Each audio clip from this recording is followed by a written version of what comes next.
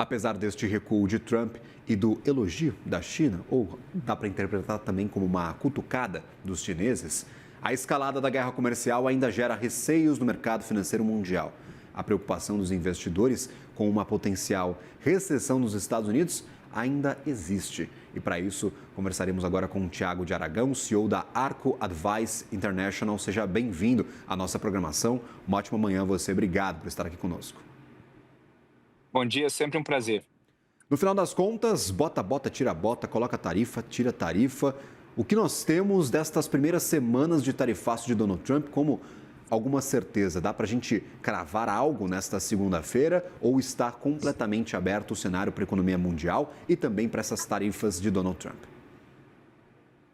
Primeiro, está completamente aberto porque o Trump ele se tornou nessas últimas semanas e também nos últimos meses um dos maiores pontos de imprevisibilidade no planeta. E tudo que o mercado, os empresários, os investidores, os consumidores, os economistas, tudo que eles odeiam é a imprevisibilidade. Porque a imprevisibilidade ela traz incerteza, a incerteza paralisa. O Trump, ele sempre tentou, ele deixou isso muito claro várias vezes, utilizar as tarifas como um mecanismo de negociação de algo onde ele necessariamente não sabe ainda o que é.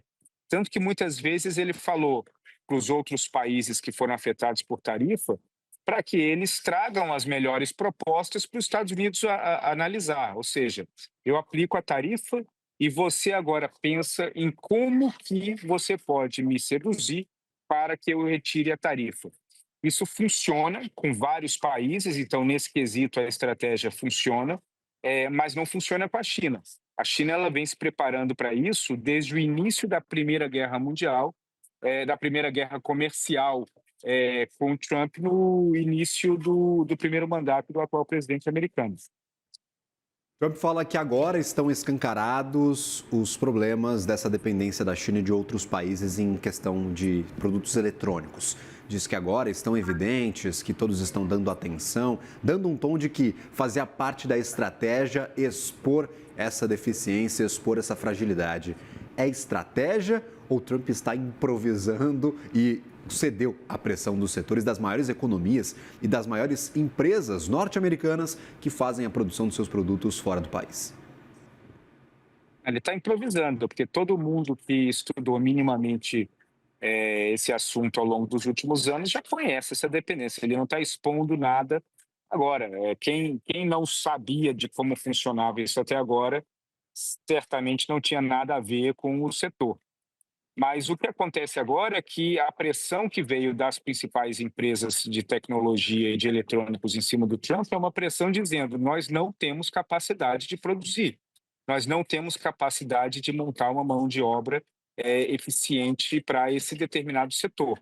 Nós não temos capacidade de produzir internamente tudo o que se precisa produzir para, ao fim das contas, ter um telefone ou um aparelho televisor, qualquer outro artigo de tecnologia que não custe 10 vezes mais. Então, a necessidade, nesse caso, foi a mãe de todas as razões tomadas pelo presidente Donald Trump.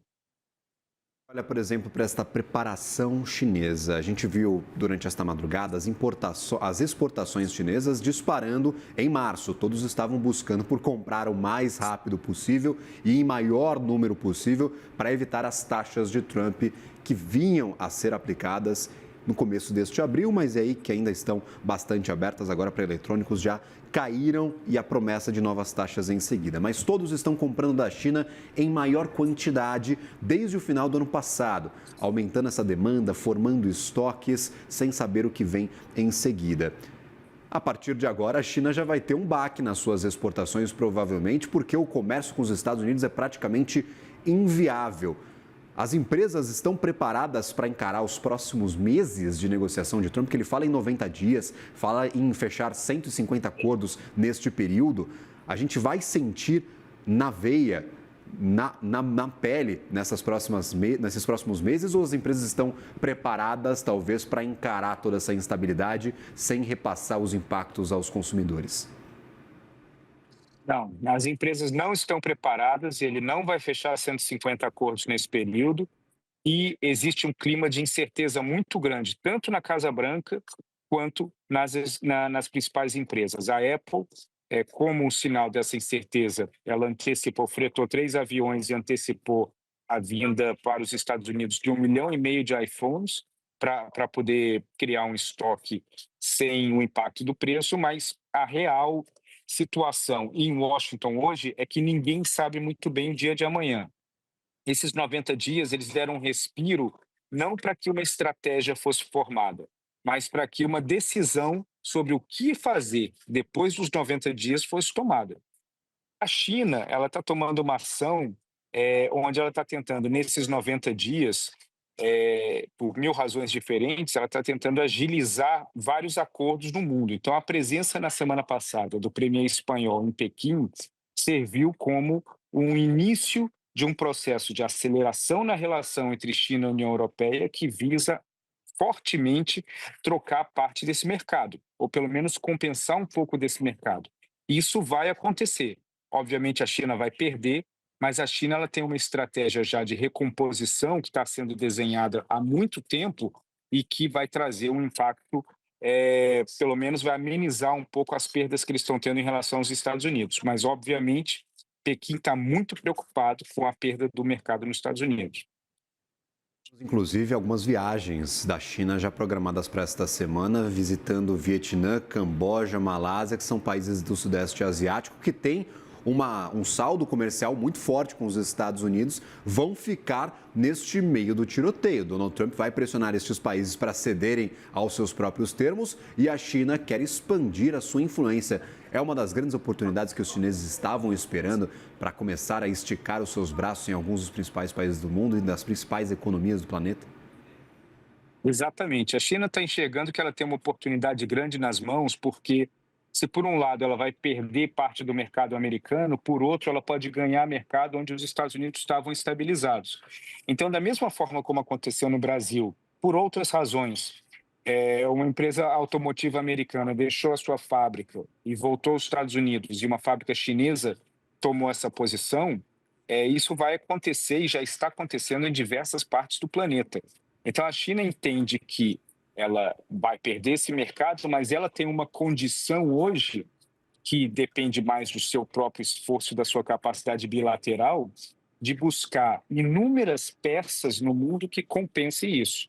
Então, o foco é muito pesado, não só na África, no Sudeste Asiático e na América Latina, que já está relativamente estabilizado, mas principalmente na Europa, onde eles acham que hoje é a grande joia da coroa em termos de relação comercial. Inclusive, acho que é um destaque importante. A Ford deixou o Brasil, deixou uma fábrica em Camaçari, na Bahia. Quem assumiu foi a BYD, justamente uma empresa fabricante de carros elétricos que disputa mercado com as americanas e é uma fabricante chinesa. Então, este é um destaque super importante, algo que aconteceu há alguns anos atrás, mas que já era reflexo desta troca de peças no tabuleiro geopolítico internacional. Nós tivemos durante esse final de semana, até durante esta madrugada, por conta do fuso horário, a gente faz essas confusões, Shigeru Shiba, primeiro-ministro do Japão, convocando países que estão na mesma situação dos japoneses, que têm uma relação forte com os Estados Unidos, mas que foram afetados pelas tarifas para que se juntassem para diminuir os riscos. O Japão se juntou algumas semanas atrás com Coreia e China, o que era inimaginável há alguns meses atrás. Os países estão criando alternativas aos Estados Unidos. O argumento de Donald Trump, conforme o tempo vai passando, conforme ele recua em algumas decisões e conforme os países se organizam, ele perde cada vez mais força. Os Estados Unidos estão correndo contra o tempo para fechar os melhores acordos possíveis, Thiago? Sim, ele perde força, porque os países eles estão forçados a buscar e compreender uma estratégia de diminuição da sua dependência em relação aos Estados Unidos. Hoje eu estou aqui em Toronto, que eu vim fazer algumas reuniões com bancos, com fundos de investimento e eventualmente com pessoas do governo logo mais em Ottawa, e você vê já uma mudança muito grande de característica do governo canadense, onde eles estão desenhando uma estratégia muito robusta em relação a uma aproximação com a Europa. Existem, claro, parlamentares um pouco mais exaltados no parlamento canadense, que falam, inclusive, do Canadá se juntar à União Europeia. Mas isso tudo é um reflexo de que o mundo está se reorganizando nesses 90 dias e que existe talvez uma expectativa um pouco equivocada da Casa Branca, acreditando que nesses 90 dias o mundo está preparando uma melhor proposta para oferecer a ele, enquanto na realidade o mundo está se reorganizando entre eles em outras peças para poder diminuir essa dependência. Então, nós vemos Japão, Coreia do Sul e China conversando, nós vemos o Vietnã, a Tailândia também com uma conversa um pouco mais profunda, União Europeia, Austrália avançando num acordo, União Europeia, Canadá avançando num acordo, União Europeia, Mercosul. Então, o mundo está se reorganizando e Trump pode acordar daqui a 90 dias e ter um resultado onde grande parte da pressão que ele coloca nos países dissolveu, se diluiu por conta desses ajustes que foram feitos entre esses países. Ainda não sabe quais são os objetivos primários de Donald Trump com este tarifaço. Está muito nebuloso, a gente não sabe o que ele quer. Você mesmo destacava, pediu aos países para que apresentem as suas melhores ofertas e ele decide se vai ser bom ou ruim. Mas há a possibilidade de que nós cheguemos ao final destes 90 dias com Trump bem sucedido na sua estratégia? Você vê algum cenário com isso desenhado para os próximos meses? Olha, claro que tudo pode acontecer, mas eu Claro. acho que essa chance ela é pequena, porque para que o Trump seja bem-sucedido, ele teria que deixar claro que qual que é a sua estratégia e qual que é o seu objetivo, e isso não é o caso. Segundo, muitos países, como a China principalmente, que é o grande alvo principal, a China ela está mantendo a sua postura, está mantendo a sua capacidade de retaliação e não está cedendo. Quando a China deixa de ceder e aumenta a sua capacidade de relacionar com outras regiões do mundo, isso coloca em pausa grande parte daquilo que o Trump esperava. Tiago, obrigado pela ajuda a entender este cenário, essa confusão que muda todos os dias. As informações chegam dos Estados Unidos, cada uma contradizendo a anterior. Então, realmente está bastante difícil saber o que está valendo de taxa, o que não está valendo, quais são os principais objetivos.